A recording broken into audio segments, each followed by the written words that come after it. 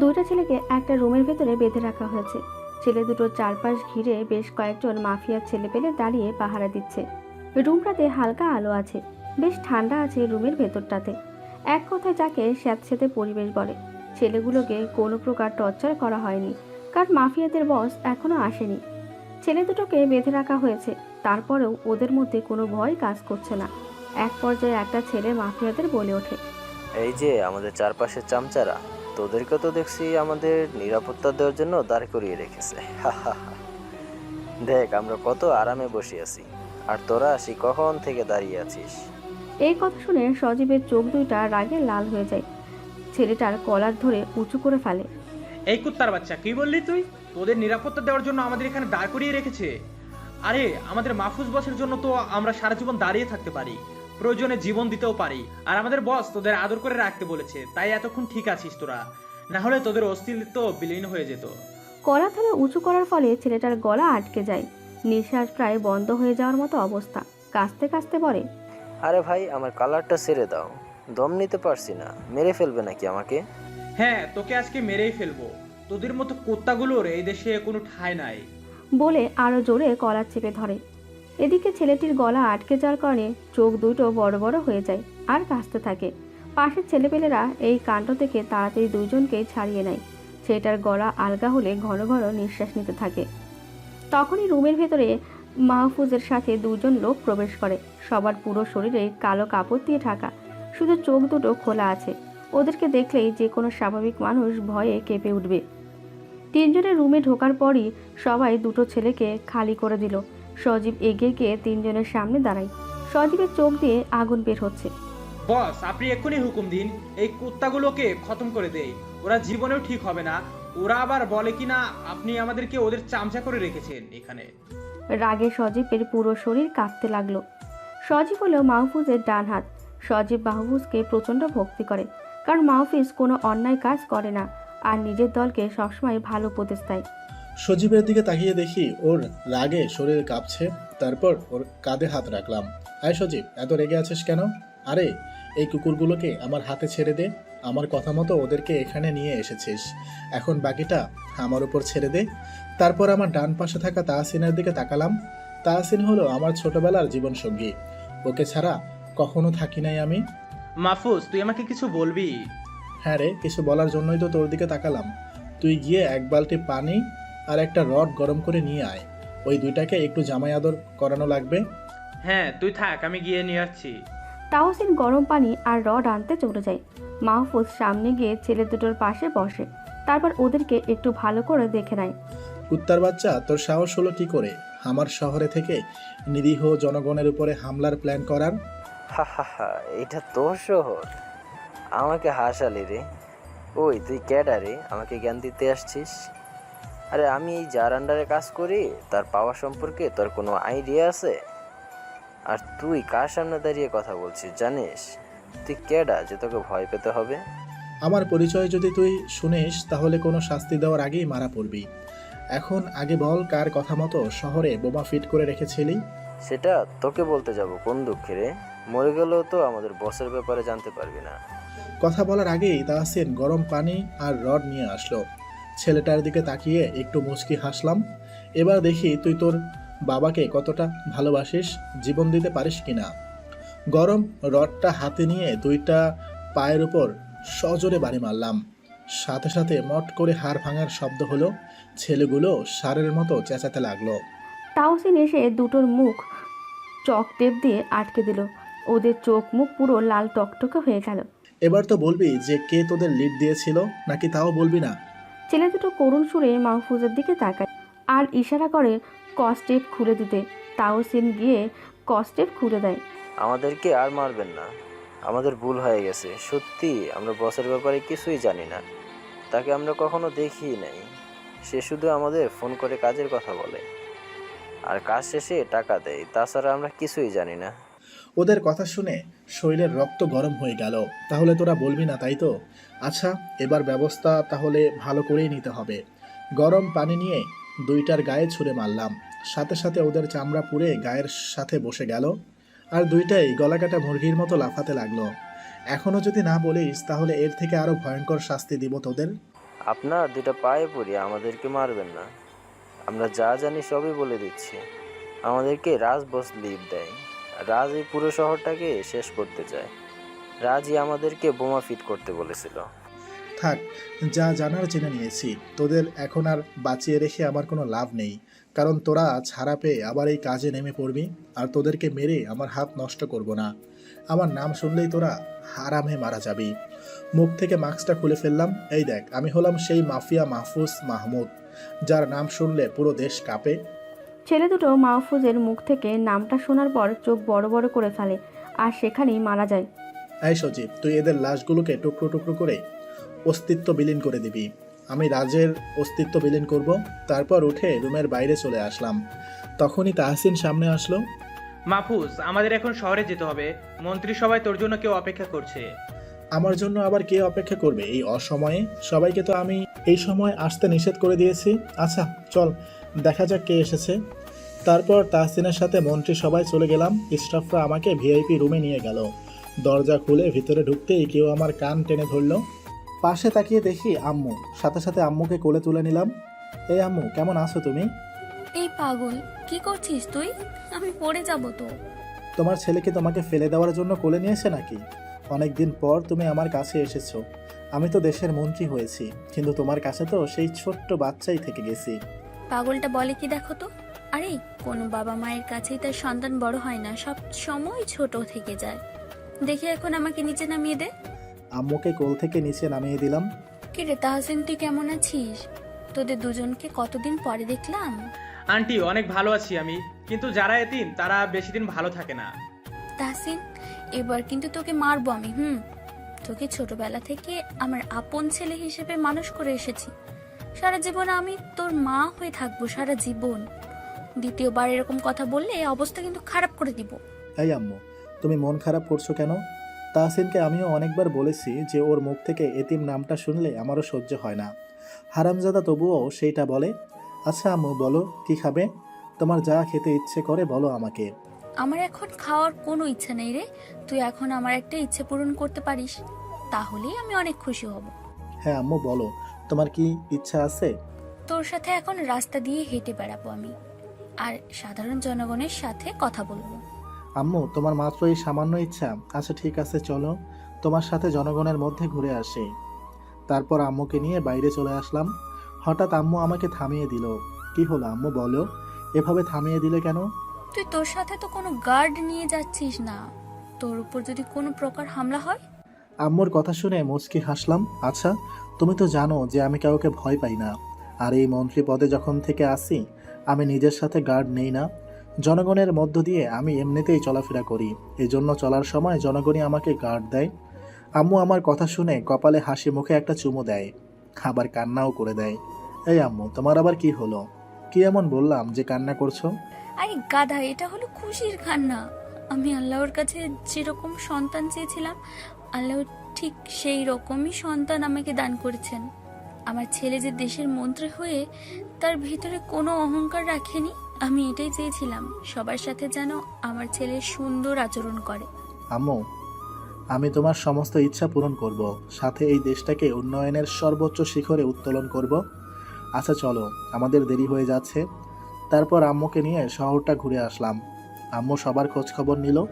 জনগণ এই জন্য খুবই খুশি। বাসভবনে আসতে আসতে সন্ধ্যা লেগে গেল। আম্মু রুমে এসেই যাওয়ার জন্য তৈরি হয়ে গেল। কি হলো আম্মু, আজকেই চলে যাচ্ছ? আজকে থেকে যাও অন্তত।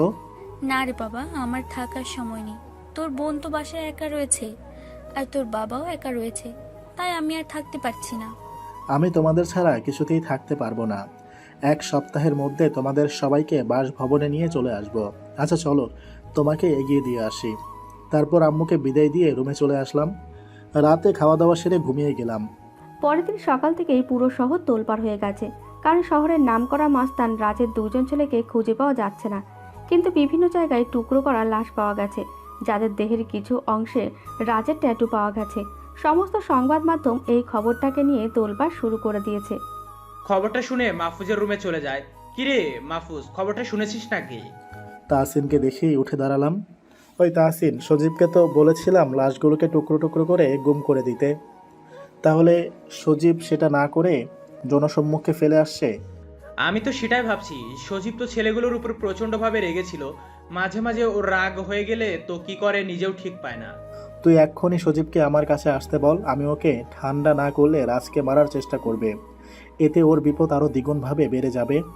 তাহসিন ফোনটা বের করে নিয়ে সজীবকে ফোন করলো। কিছুক্ষণের মধ্যেই বাতাসের গতিতে সজীব রুমে প্রবেশ করলো। মাহফুজ ভাই, আপনি আমাকে এত জরুরি তালাশ করেন কেন? আমি তো তোকে বলেছিলাম লাশগুলোকে বিলীন করে দিতে, কিন্তু তুই তো সেগুলো রাজের নজরে ফেলে দিলি। সারা মিডিয়া তো তোলপাড় হয়ে গেছে। রাজ তো এখন আরও কঠিনভাবে লেগে পড়বে শহরটাকে উড়িয়ে দেওয়ার জন্য। কারণ ওর মাথায় এখন একটাই চিন্তা, ওর ছেলেগুলো বোমা ফিট করতে এসে মারা পড়ে গেল। মাহফুজ ভাই, আমরা সাজিয়ে রাখা শহরটাকে, শহরের মানুষগুলোকে ধ্বংস করতে চাই। ওদের ধ্বংস না করে আমি থামবো না। এজন্য আমাদের জীবন দিতেও রাজি আছি। সজীবকে অনেক বোঝানোর পরে একটু শান্ত হলো। হঠাৎ বাইরে থেকে একজন স্টাফ চলে আসলো। মাহফুজ সাহেব, বাইরে তো মিডিয়ার লোকরা ঝড় তুলে দিয়েছে। আজকের এই ঘটনা নিয়ে পুরো শহরে তো তোলপাড় শুরু হয়ে গিয়েছে। আচ্ছা তুমি যাও, আমরা আসছি। স্টাফ চলে যাওয়ার পরেই আমার ফোনে একটা মেসেজ আসলো। মেসেজ অন করতেই দেখি রাজ নামের একটা লিঙ্ক থেকে মেসেজ এসেছে। মাহফুজ সাহেব, বাইরে তো মিডিয়ার লোকরা ঝড় তুলে দিয়েছে। আজকের এই ঘটনা নিয়ে পুরো শহরে তোলপাড় শুরু হয়ে গিয়েছে। প্রথমে একটু অবাক হলাম, রাজ কিভাবে নাম্বার পেল? এটা কিভাবে সম্ভব হতে পারে? তাহসিনের কাছে বিষয়টা শুনতে যাব, তখনই চোখে পড়ল এটা রাজের পাঠানো কিছু নয়। এই মাহফুজ, দাঁড়িয়ে থেকে কি ভাবছিস? মিডিয়াতে লোকেরা তো তোর জন্য বাইরে অপেক্ষা করছে। তাহসিনের ডাকে হুঁশে ফিরলাম। হ্যাঁ তাহসিন, চল বাইরে। আর সজীব, তুই নিজের জায়গায় ফিরে যা। এইখানে তোর আর কোনো কাজ নাই। যখন প্রয়োজন হবে তোকে ডেকে নিব। ওকে ভাই, আপনার যেমনটা ইচ্ছা। বলে বাতাসের গতিতে চলে গেল। এই তাহসিন, এবার চল মিডিয়ার লোকদের উত্তর দিয়ে আসি। মাহফুজ আর তাহসিন মিলে রুমের বাইরে চলে যায়। মিডিয়ার লোকেরা উৎসুক হয়ে দাঁড়িয়ে আছে। মাহফুজ যাওয়ার সাথে সাথেই সবাই মিলে ঘিরে ধরে আর নানা রকম প্রশ্ন ছুড়ে মারে। মন্ত্রী সাহেব, আজকে পুরো শহর জুড়ে এই দুইটা লোকের হত্যার ঘটনা অনেক বড় একটা রূপ ধারণ করেছে। লাশগুলো শনাক্ত করে স্পষ্ট বোঝা যাচ্ছে এই ছেলেগুলো শহরের নামকরা মাস্তান রাজের ছেলে। তাদেরকে কোন কারণে হত্যা করা হয়েছে সেটা এখনও কেউ বলতে পারছে না। সাথে সাথে আরেকটা মিডিয়া চলে আসে। মন্ত্রী সাহেব, আমরা আগে আরেকটা বিষয়ে অবগত ছিলাম যে এই রাজ শহরটাকে ধ্বংস করার জন্য উঠে পড়ে লেগেছিল। সেই সময়ে রাজের কয়েকটা ছেলেকে মেরে রাস্তায় ফেলে রাখা হয়েছিল। সেটার হদিশও কেউ খুঁজে পেয়েছিল না। তো আপনি এ বিষয়ে কি বলবেন? আপনি কি মনে করেন যে এই সব কিছুর পেছনে কেউ গোপনীয়ভাবে কাজ করছে? আপনাদের সমস্ত প্রশ্নের উত্তর আমি দিয়ে দিব। শুনুন, আমি আপনাদের জন্য মন্ত্রী হয়ে এসেছি। আপনাদের সমস্ত অধিকার, নিরাপত্তার দায়িত্ব আমার হাতে সরপত করেছেন। তাই আমাকে আপনারা প্রশ্ন করতেই পারেন। আমি আপনাদেরকে কথা দিয়েছিলাম এই দেশটাকে উন্নতির স্বর্ণ শিখরে পৌঁছে দিব। যারা এই দেশের সাথে এই দেশের শহরগুলোতে বিশৃঙ্খলা করার চেষ্টা করবে তাদের সবাইকে কঠোর শাস্তি দিব। এই দেশটাকে একটা সোনার দেশ হিসাবে গড়ে তুলব। এখন আসুন রাজের ব্যাপারে। আমরা সকলেই জানি যে রাজ নিজের আধিপত্য বিস্তার করার জন্য উঠে পড়ে লেগেছে। শহরের সব জায়গাতে তাদের খারাপ ছেলেগুলোকে ছড়িয়ে রেখেছে, বিভিন্ন সময় হামলা করছে, কিন্তু রাজ এইগুলোর একটাতেও সফল হতে পারবে না। আমি জানি এখন রাজ আমাকে দেখতে পাচ্ছে। রাজকে একটা কথা বলে রাখছি, আমি যতদিন বেঁচে থাকব, যতদিন এই মন্ত্রী পদে থাকব, ততদিন এই দেশের একটা অংশেও রাজের ভয়াল থাবা বসাতে দিব না। আমার সাথে আছে আমার প্রধান পরামর্শদাতা তাহসিন। আমরা সবাই মিলে আল্লাহর সাহায্য দেশকে রক্ষা করে ফেলবো ইনশাআল্লাহ। এখন আপনারা সবাই যেতে পারেন, আমাকে এই বিষয়ে ভাবতে হবে। মাহফুজ কথাগুলো বলেই স্টাফদের চোখের ইশারা করলো যেন মিডিয়ার লোকদেরকে এখান থেকে সরিয়ে দেওয়া হয়, কারণ ওরা এখানে থাকলেই মাথাটা খারাপ করে দেবে প্রশ্ন করে। ইশারা পেলে স্টাফরা সকলকে সরিয়ে দেয়। মাহফুজ তাহসিনকে নিয়ে দ্রুত রুমে চলে আসে। তারপর দুজনেই ফ্রেশ হয়ে সকালের খাবার শেষ করে নেয়। তাহসিন বিছানায় বসে টিভিটা অন করে, কিন্তু আজকে কোনো ভালো খবর না। সব চ্যানেলে শুধু হত্যার বিষয়ে আলোচনা করা হচ্ছে, কিন্তু কয়েকটা চ্যানেল আবার মাহফুজের কথাটা তুলে ধরেছে। তাহসিন তখনই মাহফুজকে ডাক দেয়। এই মাহফুজ, এগিয়ে বিছানায় আয় তো। কেন রে, আবার কি হলো? টিভি দেখছিস? দেখ চুপ করে। ধুর ভাই, শুধু বেশি বকিস। মিডিয়াগুলো দেখ, তোর কথাই পুরো প্রচার করছে। তাহসিনের কথা শুনে টিভির সামনে আসলাম। টিভিতে আমার কথাগুলোকে খুব সম্মানীয়ভাবে তুলে ধরা হচ্ছে। একটা বিষয় ভালো লাগলো যে জনগণ আমার উপর সম্পূর্ণভাবে আস্থা রেখেছে। খবরটা শুনতে শুনতে একটা জিনিস মাথায় আসলো, আমি তো বলে দিলাম যে রাজকে এই দেশের কোনো কিছুতে হাত দিতে দিব না। ওর ভয়াল থাবা কাউকে গ্রাস করতে পারবে না। রাজ তো এবার ওর সমস্ত শক্তি খাটাবে আমাদেরকে শেষ করার জন্য। এই সাধারণ জনগণের সব দিক থেকে আক্রমণ করবে রাজ। না, কিছু একটা করতেই হবে। আমার সেই আগের রূপটাতে আবার ভয়ঙ্কর রূপে ফিরে যেতে হবে। সেই আগুন আবার সবার মাঝে ফিরে আসবে। এই তাহসিন, আজকে রাতেই মাফিয়ার আড্ডায় সবাইকে আসতে বল, আর সজীবকে বলে দিবি যেন সব কিছু রেডি করে রাখে। আচ্ছা, তুই কোনো চিন্তা করিস না, আমি সব কিছুর ব্যবস্থা করে ফেলছি। তাহসিন তৈরি হয়ে রুম থেকে বেরিয়ে যায়। দিন গড়িয়ে রাত হয়ে যায়। মাহফুজ কর্মকর্তাদেরকে সমস্ত কিছুর দায়িত্বভার বুঝিয়ে দিয়ে আগুনের আসল রূপ নিয়ে বের হয়ে যায়। মাফিয়ার আড্ডায় পুরো মাফিয়ার ছেলেপেলে বসে আছে। সবার মাথায় একটাই চিন্তা, আগুন ভাই তাদেরকে এত জরুরি তলব কেন করলো। সবাই চুপচাপ মেরে বসে আছে। একটু পরে মাহফুজ সেখানে গিয়ে উপস্থিত হয়। সজীব এগিয়ে এসে মাহফুজকে রিসিভ করে। সজীব, এখানে সব ছেলেদেরকে জড়ো করেছিস তো?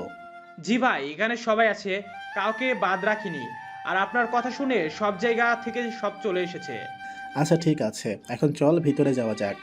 তারপর তিনজনে মিলে মাফিয়ার আড্ডায় চলে গেলাম। আমাকে দেখেই সবাই দাঁড়িয়ে পড়ল। সবাইকে বসতে বলে নিজেও বসলাম। ভাই, আপনি আমাদের এত জরুরি তলব করলেন, কোনো খারাপ কিছু ঘটেছে নাকি? খারাপ কিছু এখনো ঘটে নাই, তবে খারাপ কিছু ঘটতে চলেছে। তোমরা সবাই তো সেই রাজ মাস্তানকে চিনো। ওর বড্ড বেশি সাহস হয়েছে। ও জানে যে ওর বাপ এই দেশেই বাস করে, কিন্তু ও সেটা ভুলে গেছে। ওকে সেটা মনে করিয়ে দিতে হবে।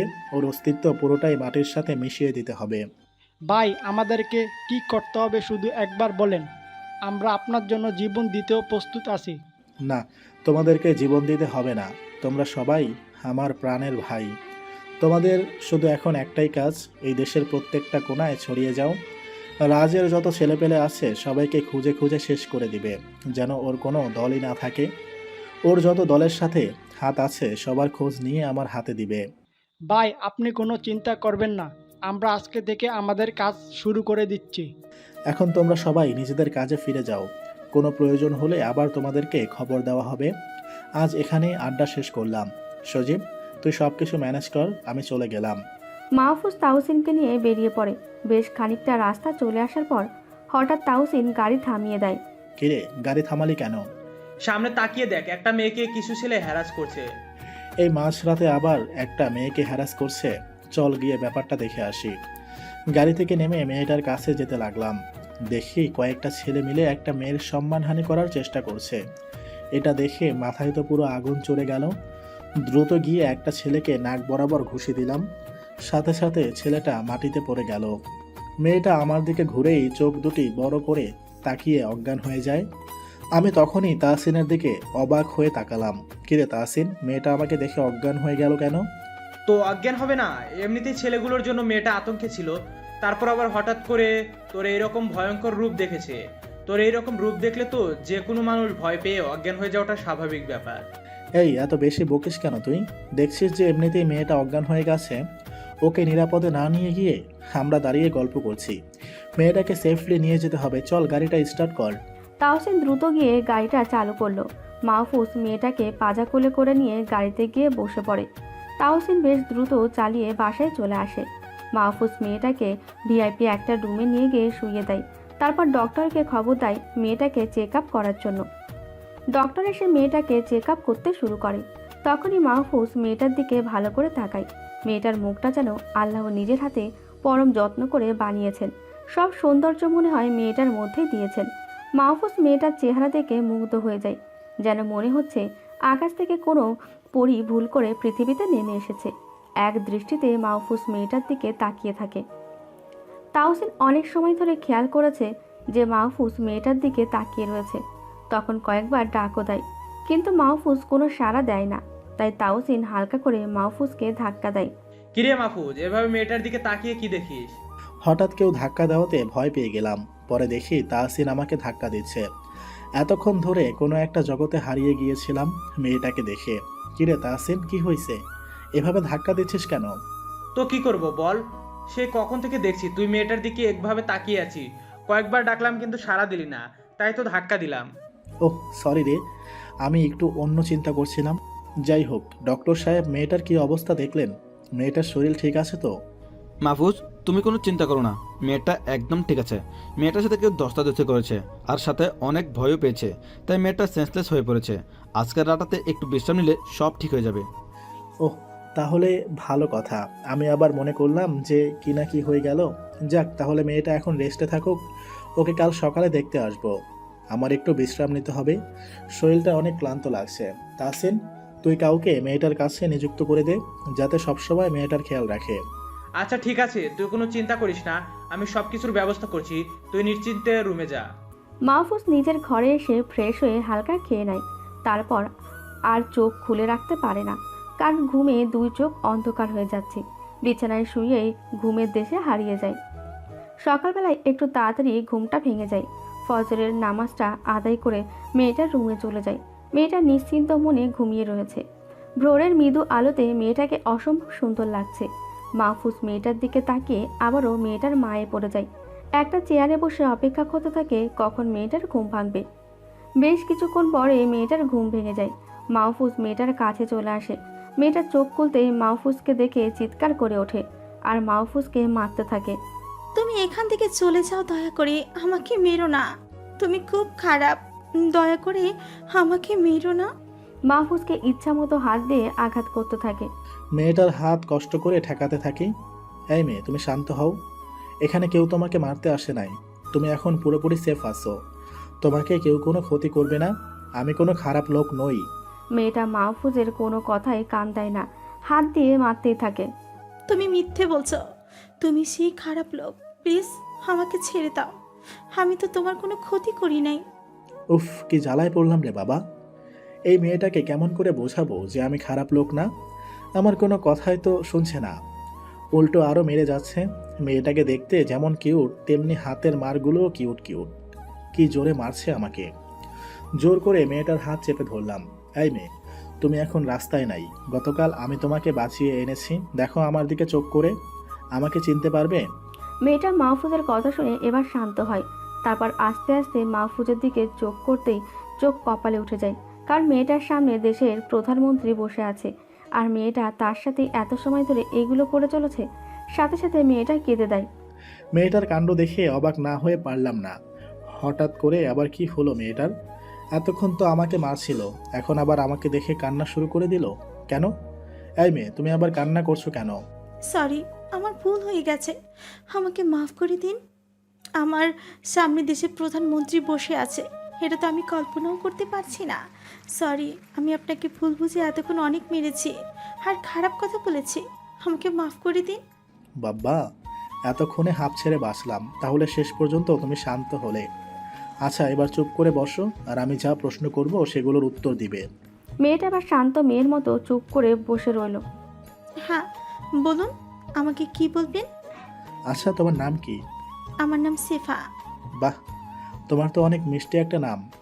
আচ্ছা, তুমি গতকাল অত রাতে রাস্তায় কি করছিলে, আর তোমার বাড়ি কোথায়? আসলে আমি গতকালই আমেরিকা থেকে ফিরলাম, পড়াশোনার জন্য আমেরিকাতে চলে গিয়েছিলাম। 2 বছর বাদে দেশে ফিরলাম। এয়ারপোর্ট থেকে বের হয়ে দাঁড়িয়েছিলাম, আর তখন কই থেকে কিছু লোক এসে আমাকে তুলে নিয়ে যায়। আমার বাড়ির লোকেরা মনে হয় আমার জন্য খুবই চিন্তা করছে। ও, এতক্ষণে বিষয়টা আমার কাছে ক্লিয়ার হলো। তাহলে তোমার বাড়ি কোথায় আমাকে বলো, আমি তোমার বাড়ির লোকদের খবর দিচ্ছি। মেয়েটা মাহফুজের কথা মতো বাড়ির ঠিকানা বলল। মেয়েটার কথা শুনে অবাক হয়ে গেলাম। আচ্ছা, তোমার বাবা আর মায়ের নাম কি? আমার বাবা ফয়সাল চৌধুরী আর আম্মু হলো শেফালি বেগম। আরে তুমি কি বলছো? শেফার কথা শুনে চোখ চরক গাছে। শেফা ফয়সাল আঙ্কেলের মেয়ে? বাবারে, সে খুবই ডেঞ্জারাস মানুষ। আমি এত বড় হয়েছি তবুও আঙ্কেলকে ভয় করি, কিন্তু অপরদিকে সে অনেক নরম মনের মানুষ। শেফাকে পাওয়া যাচ্ছে না, এটা ভেবে মনে হয় সে খুবই চিন্তা করছে। আমার কাছে আঙ্কেলের নাম্বার ছিল না, তাই শেফার থেকে নিয়ে তাড়াতাড়ি ফোন করলাম। ফোনটা তখনই রিসিভ হয়ে গেল। হ্যালো, কে বলছেন আপনি? আঙ্কেল, আমি মাহফুজ বলছি। সেফার বাবা তখনই কেঁদে দেয়। মাহফুজ বাবা, তুমি এখন দেশের হাল ধরেছ। আমার মেয়েটা গতকাল থেকে কোনো খোঁজখবর পাওয়া যাচ্ছে না। আমার মেয়েটার কিছু হয়ে গেলে আমি কি নিয়ে থাকবো বলো? প্লিজ তুমি একটা করো। এই রে, কাজ হয়ে গেছে। যেটা ভাবছিলাম সেটাই ঘটে গেছে। আরে আঙ্কেল, আপনি কোনো চিন্তা করবেন না, সেফা আমার কাছে একদম নিরাপদে আছে। গতকাল একটা বিপদ থেকে আমি উদ্ধার করে নিজের কাছে রাখছি। ও, তোমাকে যে আমি কি বলে ধন্যবাদ দিব সেটা বলে বোঝাতে পারবো না। তুমি আমার মেয়েকে রক্ষা করেছ, তোমার প্রতি আমি সারা জীবন কৃতজ্ঞ। আঙ্কেল, আমাকে এত প্রশংসা করতে হবে না। শেফাকে তো প্রথমে আমি চিনতে পারছিলাম না, পরে আপনার পরিচয় দিলে সাথে সাথে আপনাকে ফোন করলাম। আপনি কোনো চিন্তা করবেন না, আমি কালকেই শেফাকে নিয়ে আসব, আপনি নিশ্চিন্তে থাকুন। ওহ, তুমি আমাকে স্বস্তি দিলে। আচ্ছা ঠিক আছে, কিন্তু এদিকে মেয়ের চিন্তা শেফার আম্মু কেঁদেই চলেছে। আচ্ছা বাবা, ওর সাথে কি একটু কথা বলা যাবে? না আঙ্কেল, ওর শরীরটা অনেক দুর্বল, এখন কথা না বললেই বেটার হবে। আমি কালকে নিয়ে আসলে যত খুশি কথা বলবেন। ফোনটা কেটে দিয়ে শেফার দিকে তাকালাম, দেখি আমার দিকে রাগের দৃষ্টিতে তাকিয়ে আছে। এই, আপনি আমাকে আমার বাবার সাথে কথা বলতে দিলেন না কেন? আরে তুমি এখনও সুস্থ হও নাই, তোমাকে অনেক দুর্বল দেখাচ্ছে, তাই রেস্টে রেখে দিছি। কালকে তোমাকে নিয়ে গেলে কথা বলতে পারবেই। এমন তো নয় যে সারা জীবনের জন্য কথা বলা থেকে আটকে রাখবো। তাহলে এত রাগ করার কি আছে? আপনার উপর অনেক রাগ হচ্ছে, তারপর আবার বলেন যে রাগ করার কি আছে? আরে, আব্বুর সাথে আমার কথা বলতে না পারলে একটু ভালো লাগে না। আচ্ছা সরি, আমার ভুল হয়ে গেছে। কালকে ঠিক সকালবেলা তোমাকে বাসায় নিয়ে যাব, সারাদিন তোমার বাবা মায়ের সাথে কথা বলবে, ঠিক আছে? সেফা এবার একটু লজ্জা মাখা হাসি দিয়ে মাহফুজকে জড়িয়ে ধরে। হ্যাঁ, এবার ঠিক আছে, সেই জন্যই তো তোমাকে এত ভালোবাসি। শেফার হঠাৎ এরকম আচরণে কি করব বুঝতে পারলাম না। শেষমেশ লজ্জার মাথা খেয়ে শেফাকে নিজের থেকে ছাড়িয়ে নিলাম। কি করছো শেফা তুমি? মাথা কি খারাপ হয়ে গেছে নাকি? এই সরি, প্লিজ কিছু মনে করবেন না। আসলে বাবার কাছে কালকে নিয়ে যাবেন বললেন, তাই আমি এইরকম করছি। প্লিজ আমার কথা কিছু মনে করবেন না। আরে না, তোমার কথায় আবার কি মনে করব? আমি কিছুই মনে করি নাই। আচ্ছা তুমি ফ্রেশ হয়ে নাও, আমি তোমার জন্য খাবার পাঠিয়ে দিচ্ছি। আরে না, সেটা হবে না। আমি আপনাদের সাথে খেতে বসবো, সবাই মিলে একসাথে খাবো। প্লিজ এইটাতে না করবেন না। আচ্ছা ঠিক আছে, ফ্রেশ হয়ে খাবার টেবিলে চলে আসো। সেফার রুম থেকে বের হয়ে গেলাম। তাহসিন হঠাৎ আমার সামনে পড়ল। কিরে তাহসিন, কই যাস তুই? ও, আমি একটু মেয়েটাকে দেখতে যাচ্ছি, শরীরটা কেমন আছে তাই ভাবছিলাম। ওকে নিয়ে অত টেনশন করতে হবে না। আমি ফজরের নামাজের পরে ওর কাছে গিয়েছিলাম, দেখলাম বেশ সুস্থ হয়েছে। কালকে ওকে ওর বাসায় নিয়ে যাব। এখন তুই টেবিলে খাবারের ব্যবস্থা কর, মেয়েটা এসে আমাদের সাথে খাবে। আচ্ছা ঠিক আছে, তুই মেয়েটাকে নিয়ে টেবিলে চলে আয়, আমি খাবারের আয়োজন করছি। শেফাকে নিয়ে খাবার টেবিলে এসে খেয়ে নিলাম। সারাদিন ওকে নিয়েই সময় কাটালাম। সকালবেলায় গাড়িটা নিয়ে শেফার বাসার দিকে রওনা দিলাম। তাহসিন আমার সাথে আসতে চেয়েছিল, বাট আমি ওকে ওই দিকের সব কিছু সামাল দেওয়ার জন্য ওকে জোর করে রেখে এসেছি। পুরো রাস্তা শেফা গল্প করতে করতে এসেছে। আমার মাথাটা আরেকটু হলে আইসিইউতে ভর্তি করে আসা লাগতো। দুপুরের দিকে শেফার বাসায় পৌঁছে গেলাম। কলিং বেল দিতেই আঙ্কেল এসে দরজা খুলে দিল, কিন্তু শেফাকে দেখে প্রথমে মুখ থেকে হাসি বিলীন হয়ে গেল। আমি কিছুই বুঝলাম না। মেয়েকে দেখে খুশি হওয়ার কথা, কিন্তু আঙ্কেল এমন করলো কেন? আমার সন্দেহ দূর করে তখনই আঙ্কেল শেফাকে জড়িয়ে ধরল। আমিও খুব খুশি হলাম। মাহফুজ বাবা, তোমাকে অনেক ধন্যবাদ। তুমি আমার মেয়েকে আমাদের কাছে ফিরিয়ে দিয়েছ। এখন দুপুরের খাবারটা খেয়ে তারপর আমার বাসা থেকে যাবে। আরে না আঙ্কেল, আমি বাবা মাকে সারপ্রাইজ দেওয়ার জন্য তাদেরকে না জানিয়ে চলে এসেছি, আর আমাকে তাড়াতাড়ি বাসায় যেতে হবে। এত রিকোয়েস্ট করার পরেও আঙ্কেল আমাকে না খেয়ে বাসা থেকে বের হতে দিল না। খাওয়ার পর তাড়াতাড়ি বাসায় চলে গেলাম। আমাকে দেখে তো আব্বু আম্মু প্রচুর খুশি। আচ্ছা আম্মু, শাকচুন্নিটা কোথায়? আমার বোনটাকে বললাম শাকচুন্নি। তুই এখনো তাসফিকে রাগানোর জন্য চেষ্টা করবি? ওর হাতে এই জন্য মার তো কম খাস না, তবু একই কাজ করিস। যা উপরে যা, তাসফি ওর রুমেই আছে। এক দৌড়ে তাসফির রুমের দিকে চলে গেলাম। পেতনিটা নিজের চুল আঁচড়াচ্ছে। মহারানী আবার নিজের চুলের খুব বেশি যত্ন নেন। এখন আমার দায়িত্বের মধ্যে পড়ে গেছে ওর চুলকে এলোমেলো করে দেওয়ার জন্য। আমি ওর কাছে গিয়ে এই চুলগুলো এলোমেলো করে দিলাম। ভাইয়া, তুই এটা কি করলি? তুই জানিস না আমি আমার চুলকে কতটা ভালোবাসি? তুই যখনই সুযোগ পাস আমার চুলকে এলোমেলো করে দিস। এই রে সেরেছে, মেয়ে দেখি প্রায় কান্না করে দিয়েছে। ওরে আল্লাহ! আয় তাসফি, সরি, আমার ভুল হয়ে গেছে। আমি আর কখনো তোর চুলে হাত দিব না। এখন কান্না করে না প্লিজ। এই দেখ, আমি তোর জন্য চকলেট নিয়ে এসেছি, এগুলো সব তোর জন্য। তাসফি চকলেটগুলো মাহফুজের হাত থেকে খপ করে কেড়ে নেয়। তোকে অনেক ধন্যবাদ ভাইয়া। যা, তোকে মাফ করে দিলাম। এখন আমি বসে বসে এগুলো খাবো, তুই গিয়ে ফ্রেশ হয়ে নে। যাহ বাবা, চকলেটের জন্য এই মেয়েটার সব রাগ দূর হয়ে গেল। যাক, বেঁচে গেছি। এবার আর মারে নাই আমাকে। নিজের রুমে গিয়ে ফ্রেশ হয়ে নিলাম। রাতে একসাথে খেতে খেতে সবার কাছে শেফার গল্প করলাম। সবাই শুনে প্রথমে একটু ভয় পেলেও পরে অনেক খুশি হলো। খাওয়া শেষ করে রুমে এসে রেস্ট নিচ্ছি, তখনই তাহসিন আমার কাছে ফোন করলো। হ্যাঁ তাহসিন, বল কি খবর? মাহফুজ, সজীব যে রাজের ছেলেদের মেরে রেখে আসছে সেটা কিভাবে যেন রাজ জেনে গেছে। সজীব কালকে রাতে চৌরাস্তার মোড়ে একটা কাজে যাবে। খবর পেলাম সেখানে নাকি সজীবকে রাজ আর ওর ছেলেরা এসে শেষ করে দিবে। তুই কি বলছিস তাহসিন? মাথা ঠিক আছে তো? হ্যাঁ, মাথা ঠিক আছে। আর সেদিন যে মেয়েকে আমরা উদ্ধার করেছিলাম সে আসলে তোর আঙ্কেলের মেয়ে নয়। রাজ মেয়েটাকে নকল করে সাজিয়ে এনেছে তোকে বিপদে ফেলার জন্য আর সজীবকে শেষ করে দেওয়ার জন্য। তাহসিনের কথা শুনে মাথা ঘুরে উঠল। তার মানে আঙ্কেল আর আন্টি বিপদে আছে এখন? আমি কিভাবে এত বড় ভুল করতে পারলাম? আমি তো মেয়েটাকে আঙ্কেলের সামনে নিতেই আঙ্কেল হাসি বন্ধ করে দিল। তার মানে এটা আঙ্কেলের মেয়ে না। কিন্তু কোনো একটা কারণে আঙ্কেল হাসি দিয়ে মেয়েটাকে জড়িয়ে ধরে। তাহসিন, আমাকে এখনই যেতে হবে ওখানে। দুজনের জীবনেই ঝুঁকির মধ্যে রয়েছে। ফোনটা কেটে দিয়ে সেই অবস্থাতেই বাসা থেকে বের হয়ে গেলাম। বাবা মা কিছু জানতে চাইলেও উত্তর না দিয়ে চলে আসলাম। সোফাদের বাসায় গিয়ে দেখি দরজা খোলা রয়েছে। তাড়াতাড়ি ভিতরে ঢুকে আঙ্কেল আর আন্টিকে উদ্ধার করলাম। তাদেরকে চেয়ারের সাথে বেঁধে রেখে গেছে। দুজনেই আমার দিকে তাকিয়ে কেঁদে দিল। মাহফুজ বাবা, আমার মেয়েটাকে ওরা আটকে রেখেছে, আর এই মেয়েটা আমার মেয়ে নয়। প্লিজ আমার মেয়েটাকে বাঁচাও তুমি। আঙ্কেল, আপনারা আগে শান্ত হয়ে বসুন। এই যে নিন, পানিটা পান করুন। দুজনে পানি খেয়ে একটু শান্ত হলো। শুনুন আঙ্কেল, আমি আপনাদের অবস্থা বুঝতে পারছি, কিন্তু আমি একটা বিষয়ে ক্লিয়ার হতে পারছি না। আমি যখন মেয়েটাকে বাসায় নিয়ে আসলাম তখন প্রথমে মুখের থেকে আপনার হাসি উড়ে গেল, আবার পরক্ষণে হেসে উঠলেন কেন? আঙ্কেল মাথাটা নিচু করে ফেলল। মাহফুজ, তোমাকে আর কি বলবো বলো। তুমি যখন মেয়েটাকে আমার সামনে নিয়ে আসলে তখন আমি একদম অবাক হয়ে গিয়েছিলাম যে তুমি এই কাকে নিয়ে এসেছো। যখন আমি তোমাকে বলতে যাব তখন মেয়েটা আমার দিকে আমার মেয়ের একটা ছবি বের করে মেরে ফেলার হুমকি দিচ্ছিল।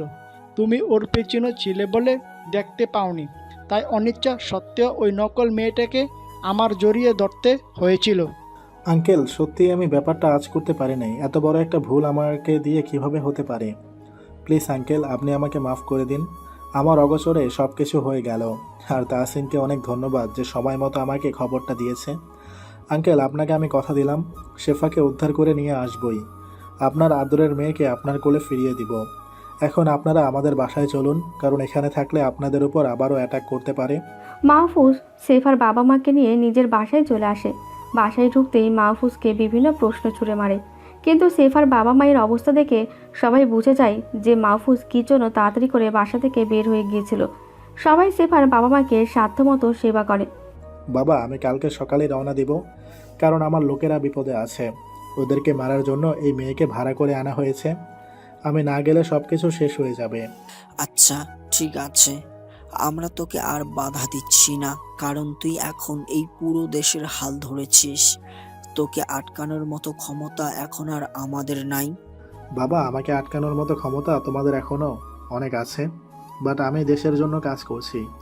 তাই আমার ইচ্ছা থাকলেও তোমাদের সম্পর্কের মায়াজালে আটকে থাকা সম্ভব নয়। সবার সাথে কথা বলে নিজের রুমে চলে আসলাম।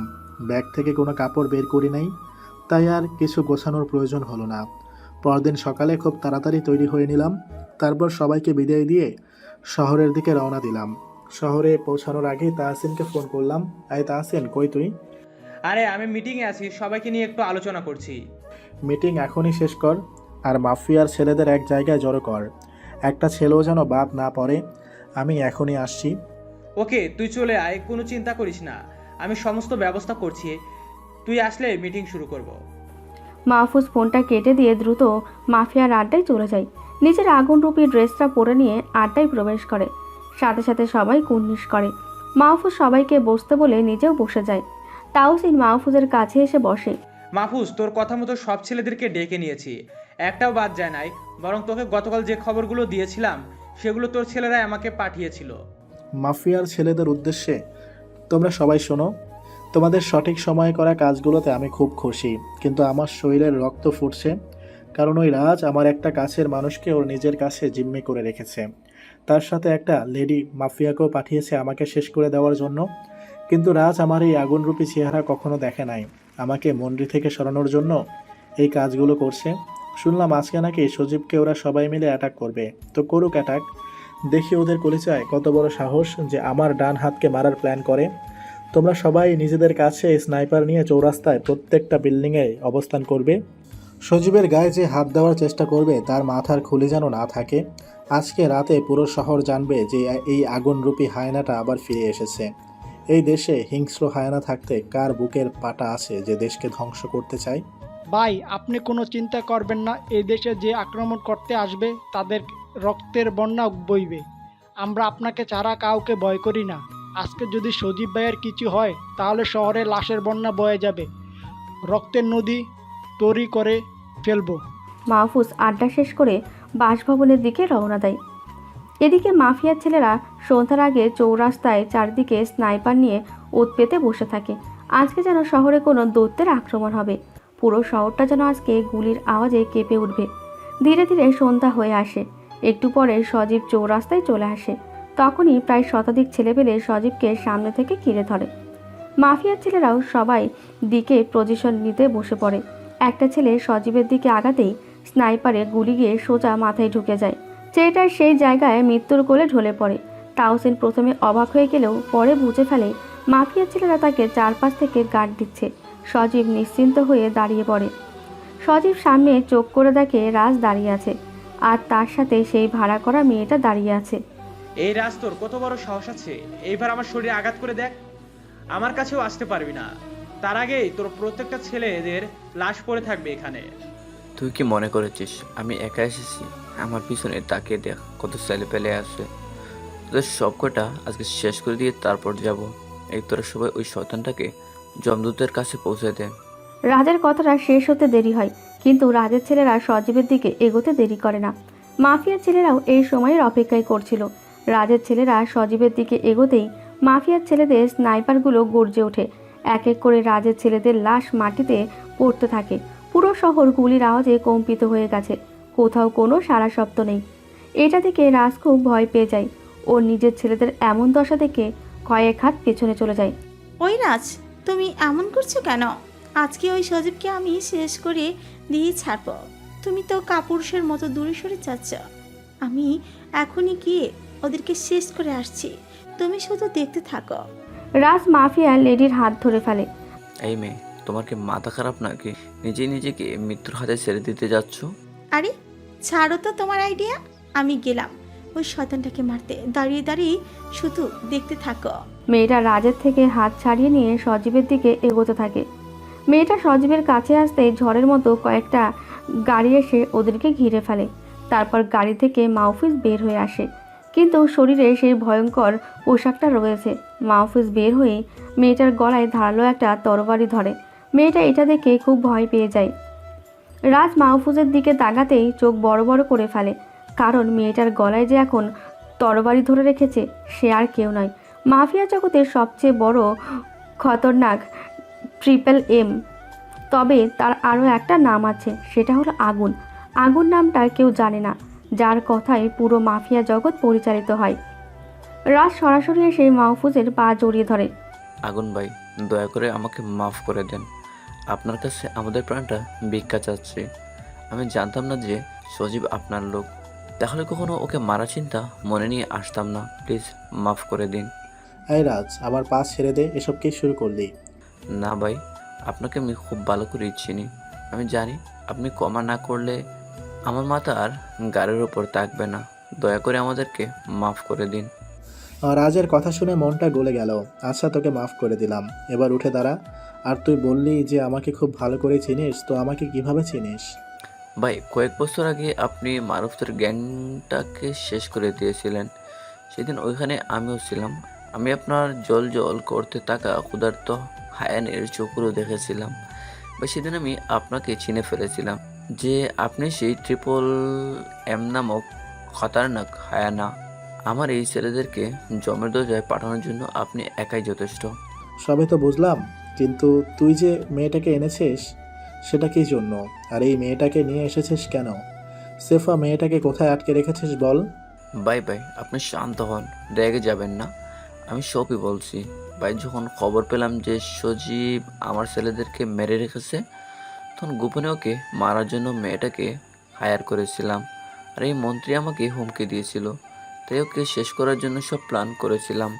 কিন্তু আমি জানতাম না যে আপনার ছেলেরা সব কিছু জেনে গিয়েছে। আর ভাই, শেফাকে এই মেয়েটা কোথায় রাখছে সেটা আমার জানা নাই। রাজের কথা শুনে মেজাজটা পুরাই খারাপ হয়ে গেল। শরীরে যেন আগুন জ্বলছে। এই রাজ, তুই আমার চোখের সামনে থেকে এক্ষুনি চলে যা, আর না হলে তোকে এখানে শেষ করে দিব। আর সজীব, তুই মেয়েটাকে নিয়ে আমাদের ডেরায় নিয়ে চল, ওর থেকে আমার কিছু জানার আছে। রাজ মাহফুজের রাগান্বিত চোখ দেখে ভয়ে দৌড়ে পালায়। সজীব মেয়েটাকে নিয়ে গিয়ে গাড়িতে বসায়। তারপর কিছুক্ষণের মধ্যে সবাই মাফিয়ার ডেরায় গিয়ে উপস্থিত হয়। সজীব মেয়েটাকে একটা রুমে বন্দি করে রাখে, চেয়ারের সাথে হাত পা বেঁধে রাখে যাতে করে ছোটাছুটি না করতে পারে। মাহফুজ একটু পরে মেয়েটার কাছে এসে বসে, তারপর সমস্ত বাধা খুলে দেয়। মেয়েটা মাহফুজের ভয়ঙ্কর রূপ দেখে খুব ভয় পেয়ে যায়, তখনই কান্না করে দেয়। প্লিজ আমাকে মাফ করে দিন, আমাকে মারবেন না। এই মেয়ে, তুমি এত ভয় পাচ্ছ কেন বলো তো? তোমাকে মারার প্রয়োজন হলে তখনই শেষ করে দিতাম। তাই এতক্ষণে তোমার লাশের টুকরো শহরের বিভিন্ন জায়গায় থাকতো। ভয় পাওয়ার কোনো কারণ নেই।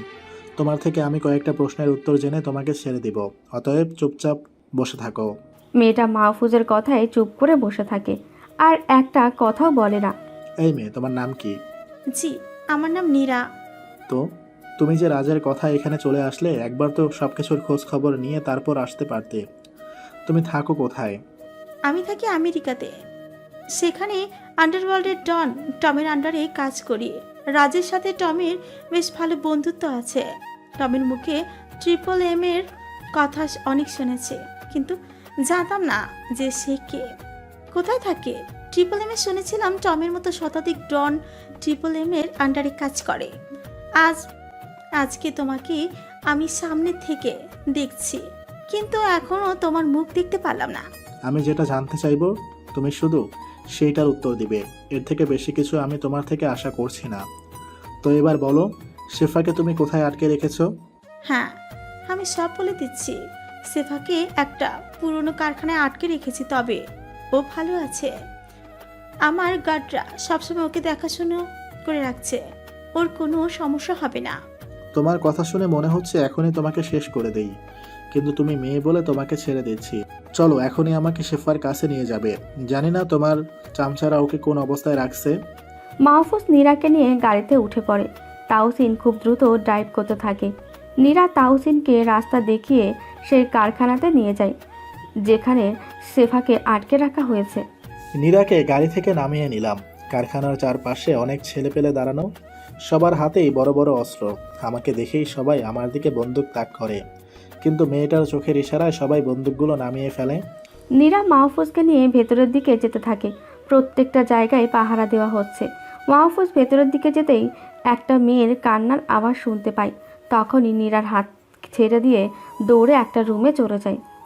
রুমে ঢুকেই দেখি বিছানায় একটা মেয়েকে বসিয়ে রাখা হয়েছে। মেয়েটাকে দেখতে জান্নাতি হুরের থেকে কোনো অংশে কম না। আল্লাহ নিজ হাতে আদর করে তৈরি করেছেন মনে হয় মেয়েটাকে। আমার আর বুঝতে বাকি রইল না যে এটাই শেফা। দুইটা মেয়ে শেফাকে খাওয়ানোর জন্য খুব চেষ্টা করছে, কিন্তু কোনোভাবেই খাওয়াতে পারছে না। তখন আর আমি চুপ করে থাকতে পারলাম না। আয় শেফা, খাবারগুলো খেয়ে নাও, না হলে তো অসুস্থ হয়ে যাবে। শেফা কারোর গলার আওয়াজ পেতেই পাশ ফিরে তাকায়, দেখে মাহফুজ দাঁড়িয়ে আছে।